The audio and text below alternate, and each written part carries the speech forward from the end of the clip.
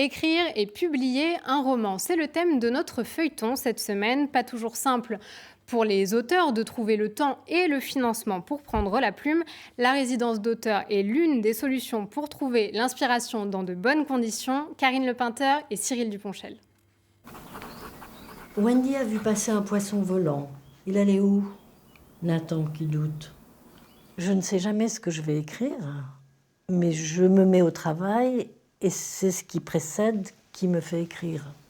Une chambre, un bureau, il en faut peu pour inviter les mots. Parfois elle formule des vœux, comme revoir un poisson volant. Des vœux intérieurs, on pourrait dire. Nathan s'étant moqué, elle n'en parle plus. Et pour convier l'inspiration, rien de plus confortable que cette résidence d'auteur.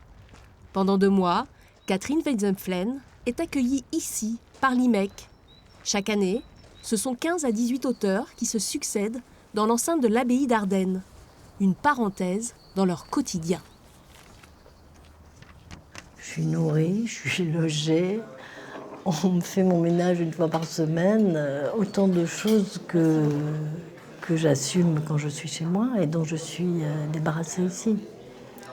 Qu'est-ce qui vous plaît dans ce lieu ? Tout.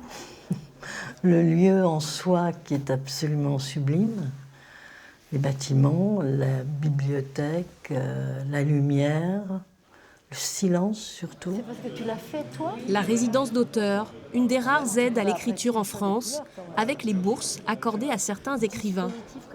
Pour en bénéficier, il faut déjà avoir été édité, et rares sont les élus. À l'IMEC, les auteurs sont sélectionnés pour leurs projets et l'ensemble de leur œuvre. Il y a un autre point qui est important, auquel on est attentif, c'est l'aspect humain. Un auteur qui vient en résidence, on va passer 1 mois, 2 mois avec lui, et c'est important qu'il y ait quelque chose qui se passe aussi sur le plan humain avec la personne accueillie. Et puis, comme il y a également la plupart du temps des ateliers, des rencontres avec les publics, il faut aussi que cet auteur soit en capacité, à l'aise et envie de rencontrer les différents types de publics avec lesquels on va pouvoir le mettre en relation.